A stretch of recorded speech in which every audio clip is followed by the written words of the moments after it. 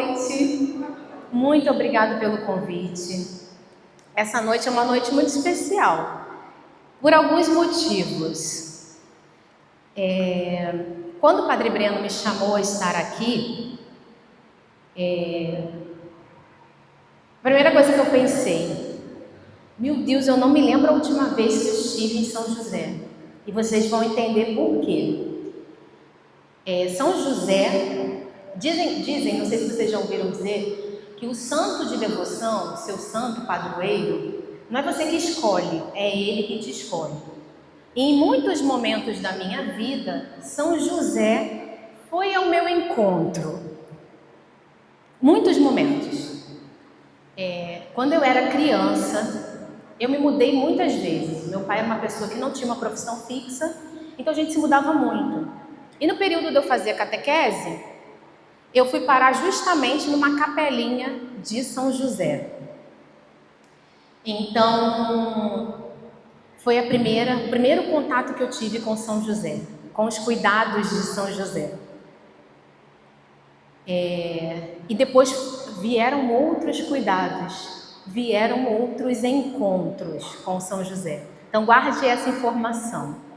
Esse tercinho aqui, ó, é um tercinho de São José. O Padre Bruno acabou de abençoar ali, quando a missa acabou. Tem uma medalha de São José, tem o meu nome. Eu ganhei agora no meu aniversário, no grupo de mães atípicas, está ali.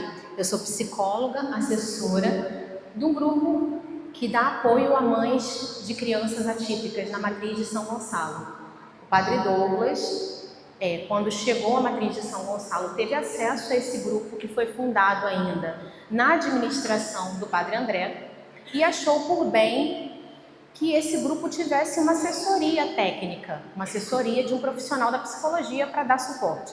Então, eu sou assessora deste grupo e elas me presentearam com esse texto que tem o meu nome nas contas, o nome do meu esposo Diogo e o nome do meu filho Bento.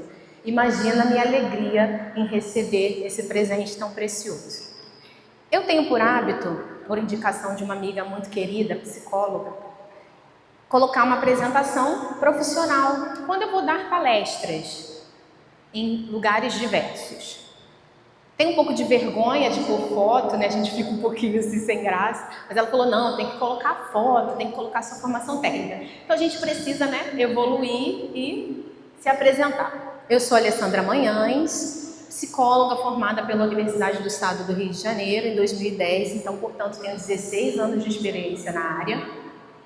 Comecei trabalhando com RH, na área de treinamento, desenvolvimento de pessoas, então fazia aquela rotina louca de ir para o Rio de Janeiro, pegar ponte, todo dia, uma loucura. Depois de um tempo, quando eu pensei em engravidar, depois de muito tempo, né, meu filho tem 7 anos, eu mudei para a área clínica. Trabalho com psicoterapia cognitivo-comportamental, mas ainda atuo muito na área de treinamento, em escola, palestras. Faço atendimento terapêutico online, porque o meu filho é uma criança atípica, ele é autista, nível 1 de suporte, e a gente suspeita de altas habilidades. Inclusive, ele fez a avaliação dele agora há pouco tempo, porque a gente precisava esperar ele fazer 7 anos para refazer a avaliação. Então, pela rotina de terapias, eu não conseguia retomar uma rotina de trabalhar fora todos os dias no horário formal. E aí, trabalhar online, ajustar o meu horário ao horário que ele está na escola, que não está na terapia, à noite no horário que o marido está em casa. Então, a gente vai se ajustando. Faço assessoria do grupo de mães, sou casada na Igreja Católica há 15 anos. Guarda essa informação pelo sacramento do matrimônio. Tenho Bento, um filho lindo, precioso, e faço parte do Ministério de Música há 25 anos. Desses 25 anos, acho que pelo menos uns 12 dentro do meu lugar na igreja, que é a Renovação Carismática Católica. Eu me encontrei, é a minha identidade. Minhas irmãs de ministério estão aqui, ó, do grupo de oração Rosa Mística, vieram nos prestigiar. E aí eu fazendo essa apresentação, ajustando a apresentação de slides, quando a gente se propõe a fazer qualquer coisa para a igreja, mesmo que seja voltado para o nosso conhecimento técnico, eu tenho o hábito de ouvir aquilo que Deus quer. Por que o Padre Breno me chamou? Tem tantos psicólogos que são voluntários na matriz. Por que ele me deixou muito à vontade para escolher o tema? Ele falou, olha, eu sei que você atua muito nessa área atípica, dando assessoria a mães, falando sobre inclusão. Eu dei 2 formações esse ano lá na matriz, uma para a equipe de acolhida, falando sobre inclusão, sobre o acolhimento. Outra formação recente para a equipe catequética, que englobou catecumenato, a catequese, alguns agentes da pastoral do batismo, falando sobre catequese inclusiva. E aí Deus falou comigo, antes de você falar sobre inclusão e falar do seu conhecimento técnico, você vai falar para famílias, dentro da Semana da Família. E eu quero que você fale da sua família de origem. E aí eu tremi na base. Por quê? Porque eu vim de uma família muito desestruturada. Eu vim de uma família desorganizada espiritualmente, desorganizada emocionalmente. O meu pai era uma pessoa que não praticava a fé católica, era uma pessoa muito difícil de lidar, era um marido que bebia, que batia na minha mãe. Então eu e a minha irmã tínhamos experiências desde a infância muito difíceis. E falar disso me tira da minha zona de conforto como uma psicóloga, como uma profissional. Me coloca num lugar de pessoa. Me tira do CNPJ, me bota no CPF, né? Mas se é isso que Deus quer, vamos começar por isso, né? Vamos mostrar de onde eu vim até chegar a esse lugar. E eu tenho certeza que Deus vai fazer aquilo que Ele quer, porque Ele tem um propósito com isso. A minha mãe, apesar de ser uma pessoa que não vivenciava a fé por obra de Deus, sentiu que deveria nos dar uma formação, então ela fez questão de nos batizar na Igreja Católica, na época correta, nos levar para a catequese. Ela não frequentava a igreja, ela não ia à missa, mas ela ia lá, deixava a gente, e quando acabava a catequese ela ia buscar. No período, na época da crisma, quando deu a idade, ela fez questão de levar e ia buscar. E por que eu estou falando dessas coisas? Porque a família faz toda a diferença no lugar e na pessoa que o eu de hoje vai se formar. Sendo esse eu uma pessoa típica, sem nenhuma necessidade especial, ou uma pessoa atípica, com uma necessidade especial. E os traumas que a gente carrega, as dores que a gente carrega, as memórias que a gente tem, felizes, tristes, moldam a pessoa que a gente vai se tornar. Então, diante de tudo que eu passei, eu consegui me tornar a primeira pessoa da minha família a cursar uma faculdade. E era o maior orgulho do meu avô. Um sergipano que saiu de navio do Nordeste, não terminou nem o primário e tinha orgulho de dizer, minha neta é doutora. Minha neta se formou na universidade. A minha história poderia ter me definido. Eu poderia ter me tornado uma pessoa avessa à família, uma pessoa avessa à fé, uma pessoa que não queria saber nada de igreja, porque somos em 2 irmãs. E para vocês entenderem o nível de desestruturação dessa família, a minha família começa no momento em que o meu pai se separou da primeira esposa dele, por problemas que eles viviam, e deixa uma filha de 1 ano. E aí, quando ele sai de casa, alguns meses depois, ele conhece a minha mãe e começa um relacionamento com ela. Então, imagina a ferida que ele deixou para trás na vida dessa minha meia-irmã, a ausência. Então, já começa bem mal, né? Já começa bem mal. E estar nesse lugar das pessoas que ocuparam um lugar, estão vivendo a vida, estão recebendo o amor que aquela outra pessoa deveria receber, já não era legal, né? Tinha ali uma ferida, tinha ali uma história mal resolvida. Tinha essas histórias do meu pai mal resolvidas. E nesse caminho, a minha irmã, vocês sabem a história do padre que queria mandar os pombos embora da igreja e nunca conseguia? Não conhecem? A igreja tinha um telhado colonial e tinha muitos pombos. E o padre fazia de tudo. Botou veneno, mudou o telhado, botou cercado e nada fazia os pombos embora. Um dia, o coroinha falou para ele: crisma eles, padre. Aí o padre: por quê? É só crismar que eles vão embora, nunca mais voltam. Parece uma brincadeira sem graça, mas a gente sabe que muita gente é crismada e nunca mais volta, né? Foi o que aconteceu com a minha irmã. Minha irmã foi crismada e meteu o pé da igreja.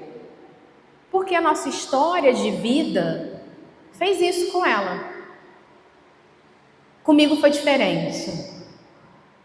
No dia da minha crisma, eu vivi uma experiência com Deus. Eu vivi uma experiência com o Espírito Santo. De amor, de encontro, de autoestima. Eu me senti inundada por aquele amor. O dom da música, eu tenho certeza que foi concedido para mim naquele dia, porque ninguém da minha família é músico. Aflorou logo naquele ano. E aí a gente vai falar também sobre a importância dos agentes pastorais. Quem está na igreja, servindo na igreja, e a forma com que esses agentes recebem, acolhem os que estão chegando.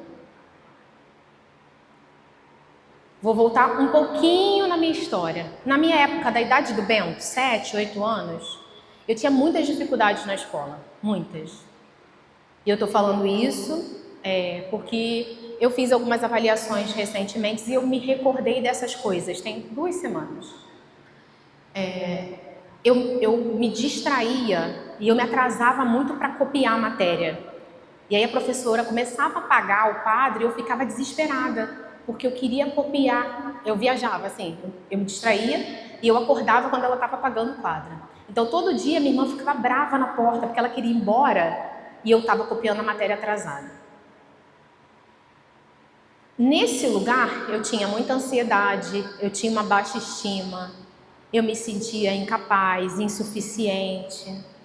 E quando a gente começou a fazer a catequese, a catequista, a senhora Jussara, uma senhora negra, de cabelo baixinho assim, crespo, parecia uma pluminha, ela olhou pra gente, pra mim, pra minha irmã e pra minha mãe, uma pessoa que não era de igreja, que chegou de bermudinha, blusa de alça, com a marca do biquíni, porque a gente morava numa região praiana, entendeu a realidade e pensou: elas não vão perseverar. E ela falou: olha, onde você mora? Ah, eu moro na estrada da Capivara, eu passo ali na frente. Eu passo lá para pegar as meninas. E isso fez toda a diferença. Esse acolhimento, esse apoio, essa ajuda. Porque aí ela passava para trazer, minha mãe tinha a obrigação de ir buscar. E esse carinho, esse acolhimento da dona Jussara fez a gente fazer a catequese. E aí minha mãe acabou sem querer se engajando, porque quando precisava de alguma coisa para catequese, minha mãe sempre cozinhou muito bem. Minha mãe fazia, batia um bolo, mandava. Então, entende como que Deus age através daqueles que estão aqui para ser o olhar, o sorriso, o abraço. Aquele que olha, vê a necessidade humana e acolhe como Cristo acolheria. E nesse lugar, dentro da igreja, onde eu pude desenvolver os meus talentos, onde eu pude me engajar, eu desenvolvi autoestima, autoconfiança. E talvez se eu não tivesse sido inserida nesse ambiente de fé, eu tivesse me tornado uma outra pessoa. Uma outra pessoa. Foi lá que eu me senti capaz, foi lá que eu coroei Nossa Senhora pela primeira vez, nessa capela de São José. Foi nesta igreja de São José onde eu tive a primeira oportunidade de fazer um pré-vestibular comunitário. E foi pela intercessão de São José que eu consegui passar na faculdade e me tornar uma psicóloga. Foi pela intercessão de São José que, sentada nessa calçada aqui, convidada para servir no encontro, eu conheci o meu marido, o Diogo. Eu cheguei, a igreja estava fechada e eu sentei ali e ele foi a segunda pessoa a chegar. E foi assim, a gente se conheceu. São José atrasou todo mundo, a igreja ficou fechada e a gente ficou 15 minutos sentados ali conversando antes de todo mundo chegar.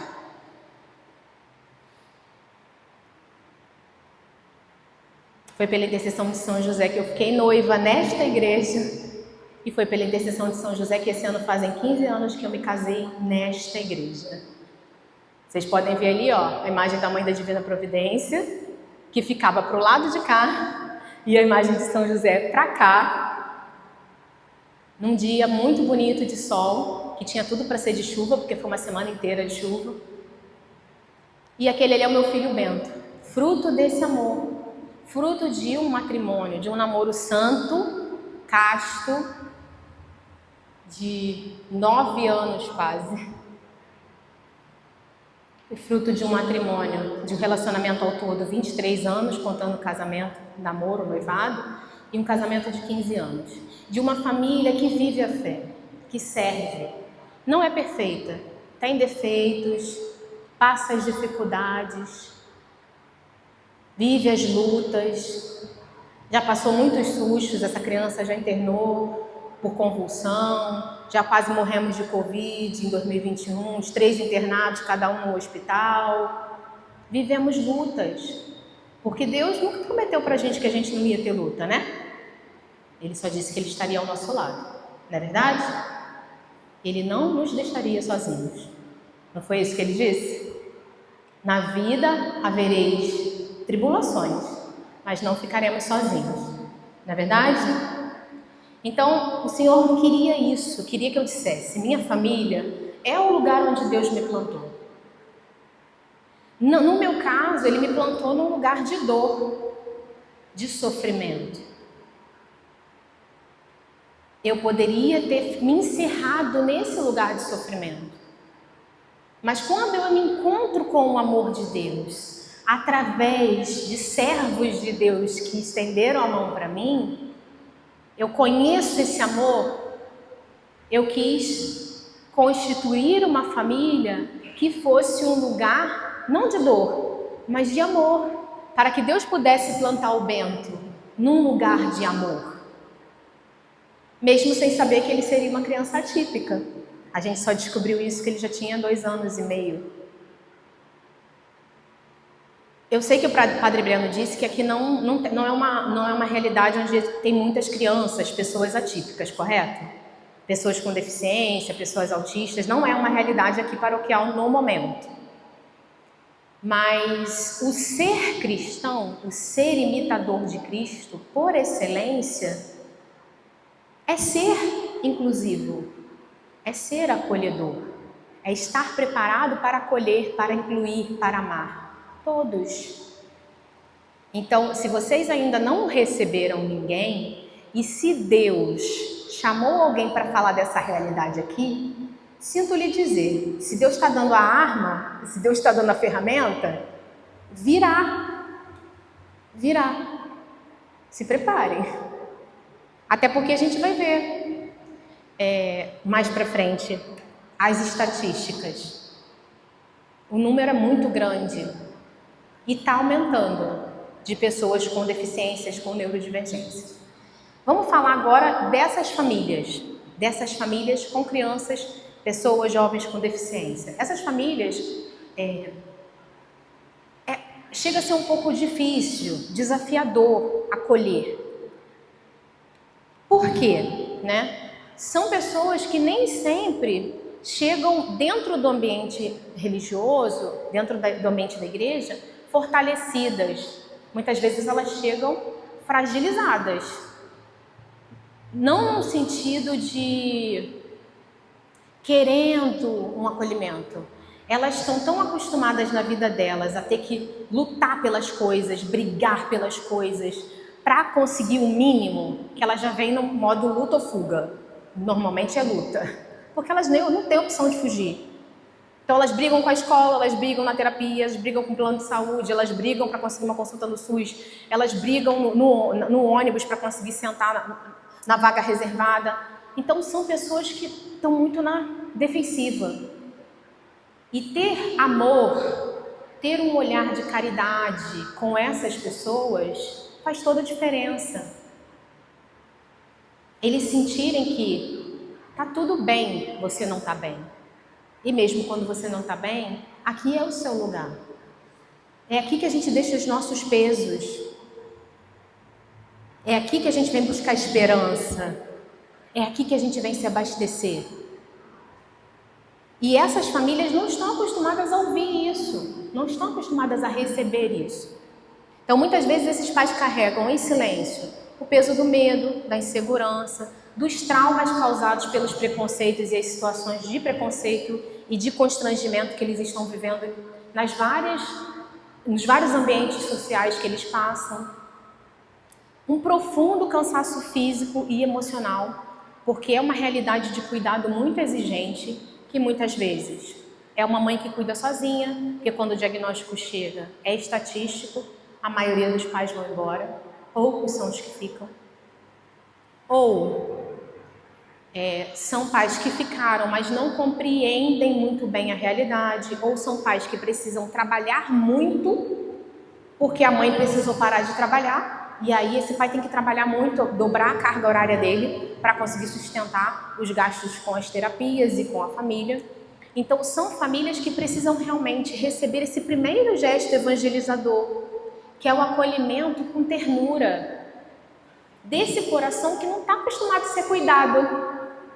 Ele vive no modo de eu cuido, eu protejo, eu zelo, eu cuido, eu protejo, eu zelo, mas ele não está acostumado a receber cuidado, amor, proteção, ombro, não está. Eu estou indo muito rápido, vocês estão conseguindo entender? E aí, quando a gente fala de acolhimento, quando a gente fala de ser acessível, é ser imitador de Cristo, né? Jesus, ele nunca excluiu quem precisava de mais cuidado, ao contrário, ele se aproximava, ele escutava, ele tocava, ele acolhia. Uma igreja verdadeiramente inclusiva continua esse mesmo gesto de Jesus, segue o modelo, não tem nada de novo. Jesus andava com os cegos, ele andava com os excluídos, com os leprosos. Se a gente for olhar os apóstolos, como ele foi julgado por ter chamado um cobrador de impostos? Ele não tinha medo de amar, ele não tinha medo de trazer para perto, e ele não julgava precipitadamente, ele deixava se aproximar. Então a condição de deficiência, ela não impede aptidões para diversas realidades, para o trabalho, para a participação ativa na vida na igreja. Eu costumo dizer que quando uma pessoa, a realidade, a sociedade, e a sociedade, quando a gente fala em sociedade, a gente fala da igreja também, da comunidade paroquial, porque é uma parcela da sociedade. Só costuma enxergar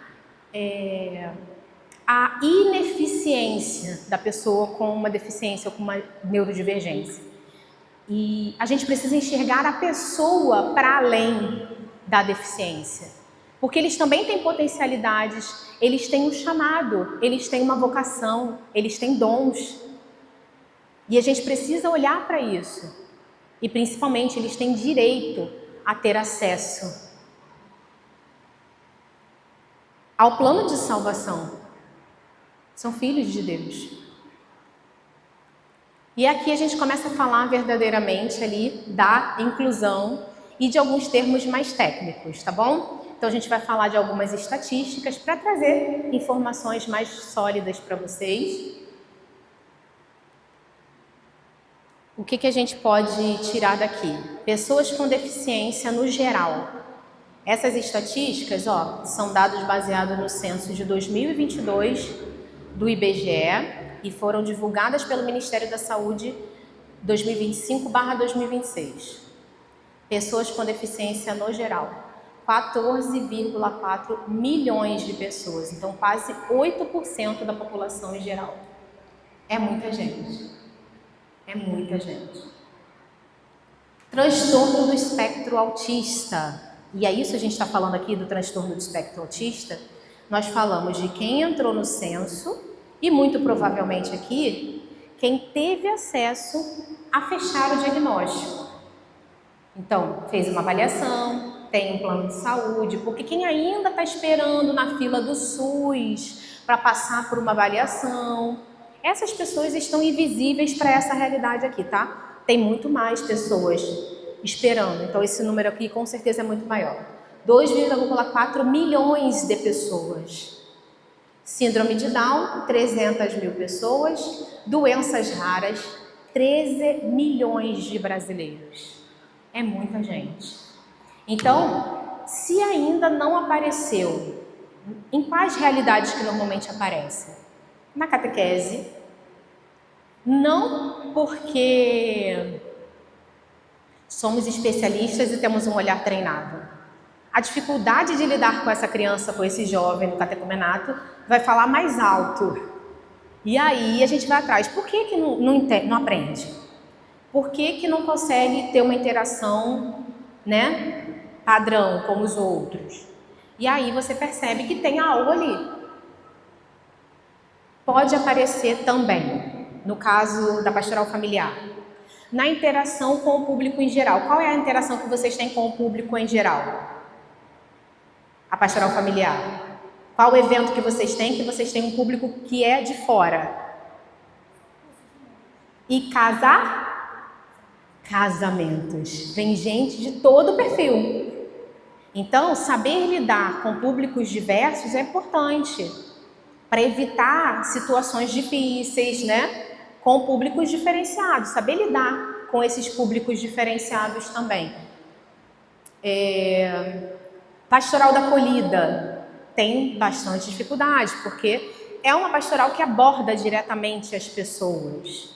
O pessoal do apoio, que às vezes dá assistência para estacionar os carros, para dizer, olha, não pode entrar, né, com uma roupa assim, assim, assado, ou uma pessoa que chega, né, embriagada, então, para abordar. Então, são alguns perfis de agentes pastorais que acabam tendo um pouco mais de contato com os públicos, vamos dizer assim, que podem ter situações mais críticas, situações problemáticas, se você não dá uma capacitação, se você não dá um treinamento, se você não busca entender as realidades e a melhor maneira de abordar. Tá bom? Falando das pessoas com deficiências e pessoas com neurodivergência. Existem os cordões de identificação. Vocês conhecem? Conhecem algum cordão de identificação? O mais conhecido do momento? Do autismo, né? Que é o de quebra-cabeça. Mas existe uma variedade bem grande, tá? O de quebra-cabeça é o de autismo, então é o símbolo do transtorno do espectro autista. Agora está tendo uma variação desse cordão, que é um símbolo do infinito colorido. Então, está tendo aí uma discussão sobre se esse símbolo do quebra-cabeça realmente representa. Pode ser que venha a ter uma alteração em breve, que aí é o cordão do infinito, fala das neurodivergências em geral. Quais são as neurodivergências? São as formas de processamento neurológico que fazem perceber o mundo de uma maneira diferente. Então, o autismo, o TDAH, o TOD, então esses são os transtornos do neurodesenvolvimento. E o cordão de girassol, que pode identificar o que a gente chama de deficiências ocultas. Identificaria também o autismo? Sim, porque o autismo não tem uma característica física, né?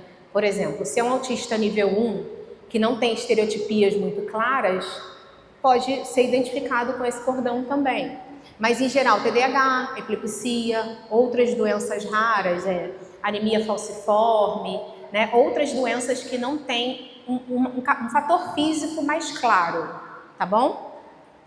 E aí tem muitas outras opções de cordão, tá? Então, deficiências ocultas em geral, cordão de girassol, o cordão colorido com o símbolo de quebra-cabeça, no momento, atualmente usado para o autismo, roxo para identificar a epilepsia, amarelo para deficiência intelectual e ainda temos vermelho para deficiência de comunicação, verde para ansiedade, laranja para o TDAH, rosa para sensibilidade sensorial e existem alguns outros.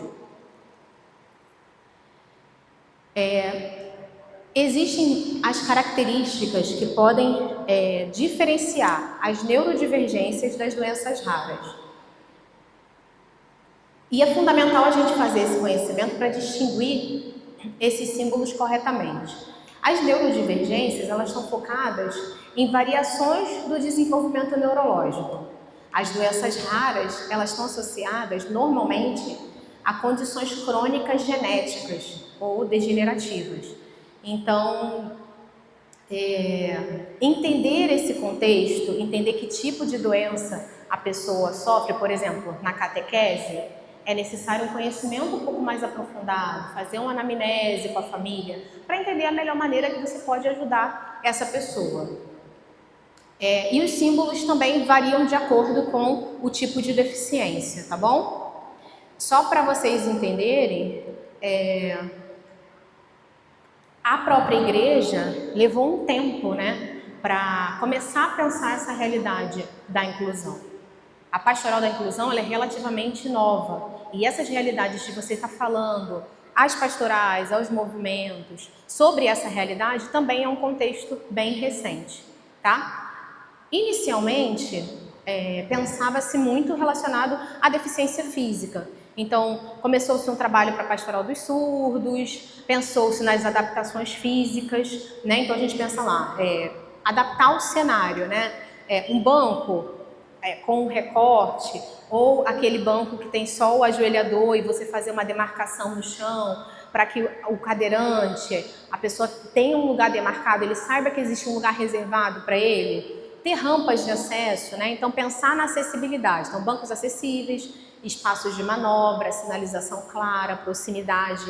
Uma coisa que também tem sido pensada, deixar um espaço para o cadeirante e também para o acompanhante, porque essa pessoa em geral ela não chega sozinha, né? Então isso é uma forma de acolhimento, né? De humanização dessa permanência dessa pessoa no ambiente religioso. E aí, pensando nessa acolhida atenta, a gente sempre fala na gentileza que evangeliza. Muito mais do que conhecer todos os cenários, conhecer todos os símbolos, conhecer todas as síndromes, ter um ambiente totalmente adaptado, porque muitas vezes a gente ainda não tem. A sua empatia, a sua boa vontade, o seu amor em acolher aquela pessoa faz mais diferença do que todo o recurso que você tenha naquele momento para ajudar. Porque se ela percebe que você está se esforçando para que ela se sinta confortável naquele ambiente, ela sente que ela também tem direito de fazer parte. E ela vai querer voltar. Ela vai se sentir amada. Ela vai se sentir querida. E nesse primeiro momento é o mais importante. O acolhimento, o amor, o afeto. E aí depois a gente vai providenciando as outras questões, né? A gente tem um irmãozinho que é cadeirante, frequenta a missa sempre. Poxa, a gente precisa providenciar uma rampa de acesso. A gente precisa providenciar que a porta do banheiro, a cadeira de roda dele consiga entrar. Então, de acordo com a necessidade, de acordo com o público que vai frequentando, a gente vai começando a fazer as adaptações necessárias, tá bom? E aí a gente pensa nessa acolhida com carinho e principalmente quais são os desafios dessa recepção das pessoas com deficiência. Se existem pessoas, por exemplo, cadeirantes, os bancos, os locais para essas pessoas ficarem reservados estão bem sinalizados? Os agentes pastorais, eles sabem identificar, né, os cordões, as necessidades, eles sabem como lidar com essas pessoas? Se não sabem, como é que a gente vai capacitar esses agentes? Como orientar, por exemplo, com amor, com carinho, quando essas pessoas se assentam nos bancos que estão reservados? para os leitores, para os ministros. Porque se essa pessoa chega e não tem um lugar para sentar, em geral ela vai sentar no banco que está reservado. Então, fazer uma abordagem com carinho, com respeito, antes de abordar a pessoa, pensar, tá, eu consigo colocar ela em outro lugar? Então, antes de dizer para ela, olha, meu irmão, esse banco está reservado para os ministros, mas eu tenho uma cadeira, eu tenho um lugar para você sentar, você pode me acompanhar, por favor? Então, ele sente que ele não está sendo constrangido, ele entende que aquele lugar é reservado, mas ele entendeu que você quer que ele se sinta confortável, que ele se sinta à vontade. E que você se preocupou em arrumar um outro lugar para ele ficar. E como a gente pode melhorar, né? Então, sempre buscar formação e empatia. Esses são os melhores caminhos. E a regra essencial de uma boa acolhida, né? Sempre faça uma pergunta inicial com naturalidade e respeito. Como eu posso te ajudar? Não deduza que um cadeirante quer que você empurre ele. Pergunta a ele se ele quer. Você quer alguma ajuda? Eu posso te ajudar? Você quer que eu só libere o espaço e você vai? Você quer que eu empurre a cadeira para você? Uma pessoa com deficiência visual. Você quer ajuda para descer a escada? Como é que você quer que eu te ajude? Quer que eu te dê o braço? Quer que eu bote a sua mão no meu ombro? Ou quer que eu vá narrando para você o caminho e você vai descendo? Respeita a autonomia da pessoa. Pergunta como é que ela quer ser ajudada. Porque essa pessoa tem uma vida, ela se vira na vida dela. Receber ajuda é bom, mas precisa ser de uma maneira respeitosa, sem invadir essa individualidade, sem infantilizar essa pessoa, principalmente se for um jovem, se for um adulto, tá bom? Sobre os cordões de identificação, uma coisa muito importante. Em geral, crianças autistas, por exemplo, ou com TDAH, que tem muita hipersensibilidade sensorial, você vai ver uma criança agitada, que não para, que não consegue sentar, ou que faz um movimento estereotipado, e muitas vezes ela não está identificada com o cordão. Mas você procura olhar quem é o responsável daquela criança. E muitas vezes o responsável está usando o cordão, porque às vezes a criança não tolera o uso do cordão. Então, muitas vezes o responsável está com o cordão, ou com uma pulseirinha, ou com um broche. E se ele não está identificado, mas você percebe um comportamento, uma agitação, nunca aborde a criança. Regra de ouro. Fica ali, nunca faça um olhar direto de repreensão para não deixar a pessoa intimidada. Mas se você percebe a pessoa numa situação de dificuldade, vá até o cuidador, até o familiar e pergunta: você está precisando de alguma ajuda? Você quer alguma ajuda? Se ela não quiser, tudo bem. Mas nunca aborde diretamente a criança, tá? Porque isso gera um constrangimento, isso gera um desconforto muito grande. E, em geral, esse cuidador, ele reage mal, porque eles já estão nesse movimento de defesa, tá bom? Até aí, tudo bem? Tudo? Tô indo muito rápido? Não? Como é que tá meu tempo? Tá bom o tempo ainda? Tá bom? Esqueci seu nome. Depois você tira umas 2 fotos para mim. E a gente falando da inclusão na igreja, o histórico da inclusão na igreja, como eu já tinha comentado, ela começou pela pastoral dos surdos, tá? Então, tentando qualificar ou buscar pessoas que pudessem auxiliar e colocar as celebrações no formato de Libras, dando formações para intérprete de Libras. Então essa foi a primeira ação da igreja em relação às pessoas com deficiência, tá? Depois houve aí uma preocupação com a catequese inclusiva, né? Então nas realidades aí mais paroquiais, arquidiocesanas, começaram os movimentos de se buscar alguma formação para lidar com as dificuldades, né? Porque as dificuldades começaram a crescer para lidar com essas crianças. Depois também, quanto à acessibilidade dos templos, então providenciando rampas de acesso, providenciando espaço para que os cadeirantes pudessem se acomodar, uma questão mais de adaptação do espaço. Alguns locais já também começaram a trabalhar com banheiros inclusivos, né? Banheiros adaptados. Não são todas as igrejas, a gente sabe que isso ainda é muito inicial. Nessa parte da inclusão, nessa parte da adaptação, a gente ainda está engatinhando mesmo, mas já começamos e isso já é uma boa coisa. E agora a gente já vê uma crescente nas igrejas, e aí eu me incluo nisso, né? No grupo de suporte e apoio, tá? De famílias com pessoas com deficiência. Então, por exemplo, esse grupo de suporte com as mães atípicas é um exemplo disso. As igrejas têm percebido, né, essa dor, esse sofrimento, essa necessidade de oferecer suporte para essas famílias, principalmente as mães, para lidar com esse sofrimento, com esse peso, né, de lidar, cuidar, discipular, evangelizar filhos com necessidades especiais. Porque alguns vão adquirir capacidade cognitiva, intelectual, outros não. E como é que você gerencia essa dor? Como é que você adapta? Como é que você transforma isso em outra coisa? Então a igreja tem percebido isso, que precisa estar ao lado dessas famílias dando apoio, dando suporte. E agora, em 2017, iniciou a pastoral da inclusão a nível arquidiocesano no interior de São Paulo. Começou lá, tímida, mas agora ela já existe na esfera nacional. Inclusive esse novembro, os 28 de novembro, vai ter um encontro da pastoral da inclusão aqui na Glória, encontro nacional.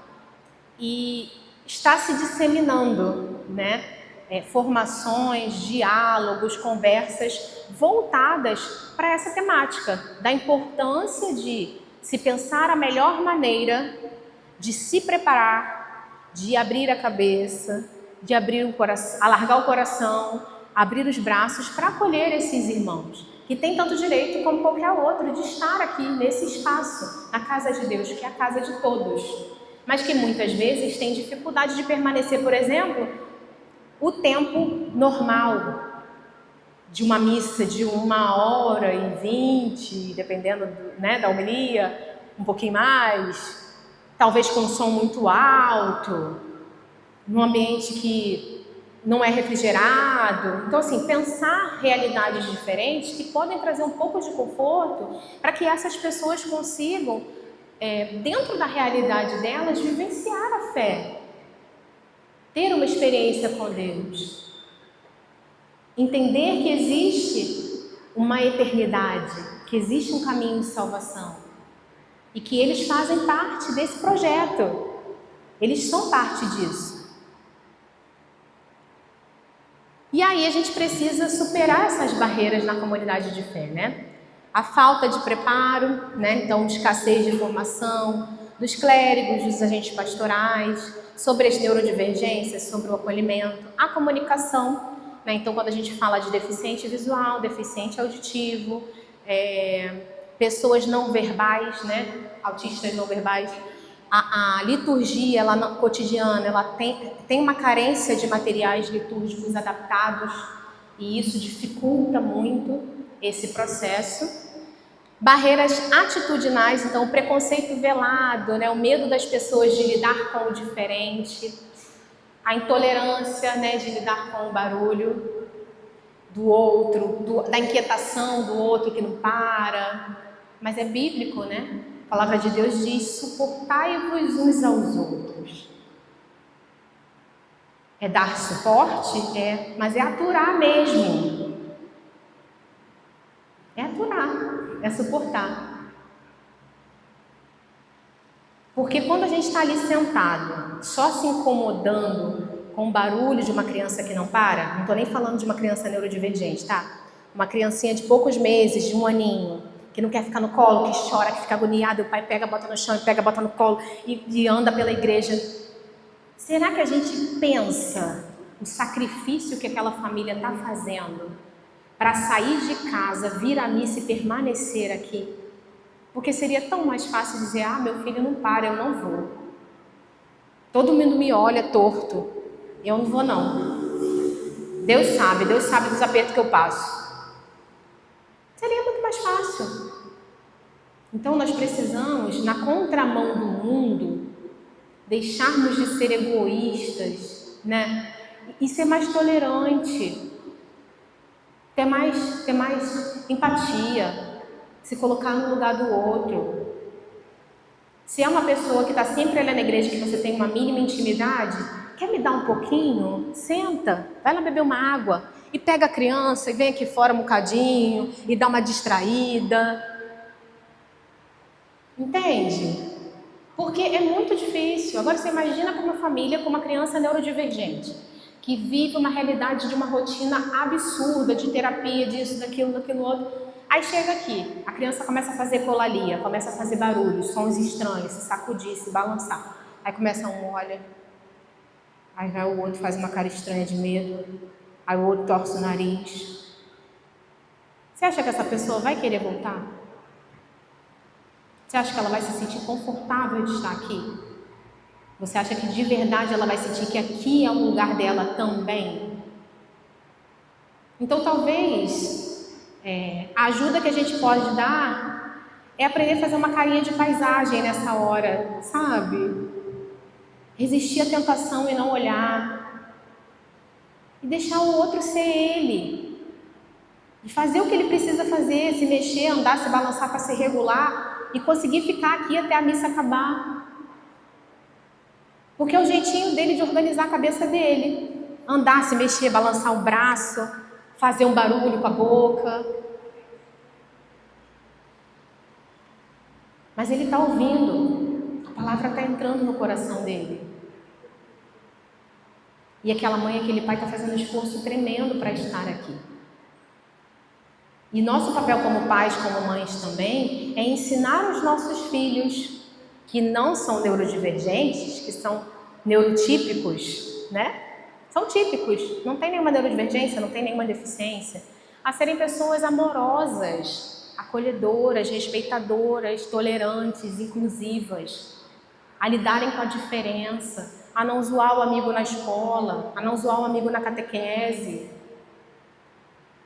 a não falar, aí cara, tu parece autista, hein? Parece uma brincadeira boba, mas é ofensivo. Nossa, seu TDAH hoje está atacadíssimo, hein? É pejorativo, porque quem convive com TDAH sabe o sofrimento que é. São pequenas coisas, mas que a gente pode trabalhar no dia a dia da nossa família para tornar não só a sociedade, mas a nossa comunidade paroquial um lugar mais amoroso, mais acolhedor, mais inclusivo, mais respeitador, mais cristão.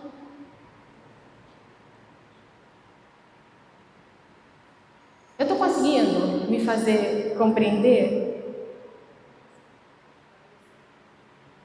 E desculpem, aqui o papel de psicóloga, mãe atípica, se confundem um pouco, porque realmente a gente traz uma bagagem que não dá para separar. E que bom, porque em algum momento lá atrás no diagnóstico do meu filho, eu achei que o autismo ia me roubar tudo.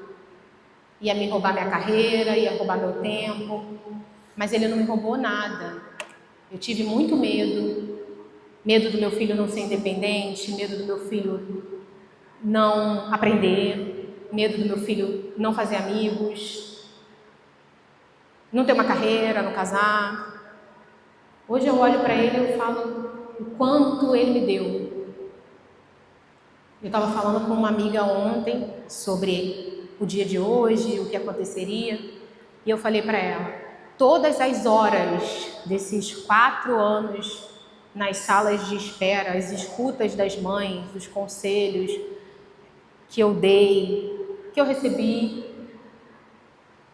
as horas de observação, o vício, né, da psicologia, né, observar o comportamento humano. Em todo lugar que eu vou, eu observo. As horas de observação do comportamento humano, das interações, me trouxeram muito mais profundidade sobre o autismo do que se eu tivesse feito, sei lá, 3 pós-graduações sobre isso. Me trouxeram verdade, profundidade sobre isso. Porque você enxerga o dia a dia, você enxerga a dor das pessoas, não só sobre o autismo, né? Nessas clínicas tem pessoas autistas com TDAH, com TOD, pessoa com deficiência física que faz fisioterapia, com deficiência intelectual, com síndrome de Down, com paralisia cerebral. Então, tem muitas realidades que estão ali, né, convivendo. Infraestrutura, templos antigos com muita dificuldade de adaptação, né? Então, algumas igrejas a gente nem vai conseguir adaptar, porque dependendo da estrutura do prédio, você nem consegue adaptar. Mas são barreiras. E barreiras a gente consegue com água. A gente contorna. Com amor, com criatividade, com boa vontade a gente contorna. E estratégias para o futuro. Então, caminhos para fortalecer a inclusão através de formação e tecnologia. Então, por exemplo, eu não tenho um tradutor de Libras, mas eu sei que tem um aplicativo de inteligência artificial que faz tradução simultânea. Vamos fazer um cursinho? Vamos tentar botar a tradução simultânea? Se eu tenho uma demanda, eu tenho um deficiente auditivo aqui, vamos tentar botar uma tradução de Libras? Não dá para botar em todas as missas, vamos tentar um horário? Vamos usar a criatividade, vamos usar a tecnologia ao nosso favor. Hoje eu não tenho um tradutor de Libras, mas eu tenho uma criança deficiência auditiva. A mãe fala Libras. Mãe, você não quer vir na catequese ser nossa tradutora? Até a gente conseguir formar alguém? Mas eu não digo não para essa criança, eu matriculo ela. Vamos ser ousados. Será que Jesus diria não? Não vou inscrever, eu não tenho tradutor de Libras. Algum jeito a gente vai dar. Formação continuada. Buscar treinamento especializado, catequistas, ministros, entender sobre essas realidades. Tecnologia assistida, implementação de legendas em tempo real, sistema de áudio, materiais em braille, rede de apoio paroquial, criação de grupos para as famílias, conectando as experiências, então buscando ajuda das próprias famílias, porque as famílias têm conhecimento especializado do dia a dia, elas podem ajudar, elas conhecem as crianças e os adolescentes, elas podem compartilhar informação preciosa que pode ajudar no processo de inclusão. E a cultura do encontro, promover convivência natural, onde a deficiência é vista como parte da diversidade. Um é branco, o outro é preto, um tem cabelo cacheado, o outro tem cabelo ruivo. Um é neurodivergente, é autista, é TDAH, o outro é disléxico, o outro tem altas habilidades. Faz parte da diversidade humana. Todos somos, nessa dicotomia, feitos imagem e semelhança de Deus, mas únicos. Deus fez você, como é que é seu nome? Joelma. Ele fez a Joelma, pegou lá a receita da Joelma, fez com amor, capricho, desenhou, botou a Joelma no forninho. Pegou a receita, rasgou e jogou fora. Não tem outro igual. E essa é a beleza do dual da criação. Somos todos imagem e semelhança de Deus, mas somos todos únicos. Todos únicos. Não tem um autista igual a outro. Não tem um Down igual a outro. Nem os gêmeos são iguais. São diferentes. O DNA é o mesmo, mas a personalidade, o temperamento, é tudo diferente. Cada um tem seu jeito de ler a vida e se comportar diante da vida. Conectar, compreender e agir.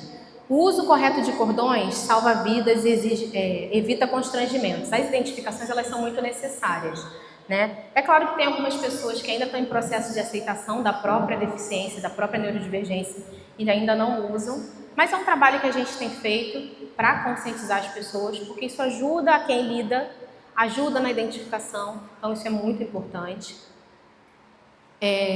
As estatísticas mostram que a diversidade ela é uma regra, não é uma exceção. Não são poucas pessoas, né? A gente vê os números, são poucos ou muitos? As pessoas com deficiências e neurodivergência. Muitos, né? Fora os que não estão na estatística, os que ficaram à margem. E a igreja, na igreja a inclusão, ela é a expressão máxima do amor e da justiça social. Fazer justiça social e praticar o amor plenamente é ser inclusivo, é ser acolhedor. Então não se trata de incluir a pessoa na nossa vida, na nossa comunidade paroquial, mas reconhecer que todos nós já fazemos parte dessa mesma vida, tá bom? Minha comunidade, minha paróquia, minha família. Vocês conseguem ler ali?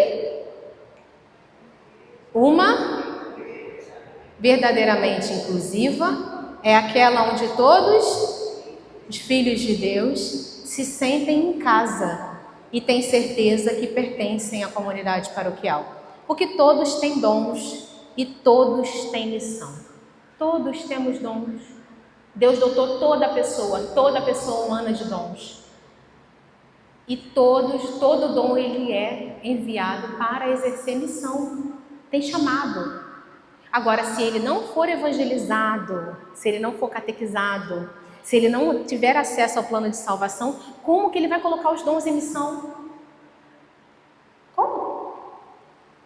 Amém?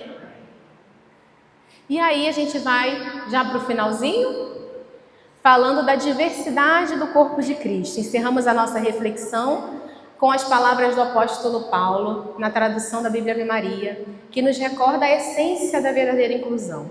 O olho não pode dizer para a mão, não preciso de ti, nem a cabeça aos pés, não necessito de vós. Vamos ler juntos?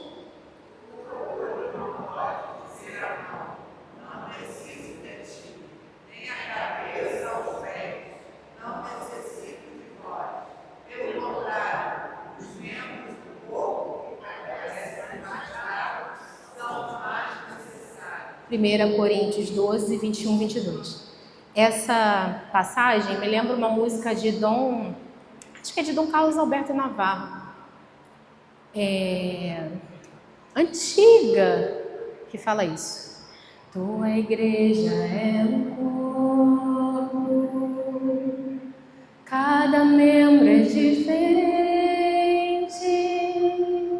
e há no corpo certamente coração, ó meu Senhor, nele nasce a caridade,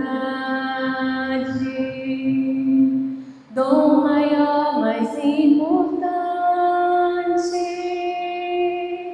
nele enfim achei radiante minha vocação, amor. É isso. Somos vocacionados para amar. A igreja é um corpo lindo, místico. Cada membro é diferente um do outro. Todos são importantes. A que seria do equilíbrio do corpo de um pé que não tem um dedinho mindinho? Não é verdade?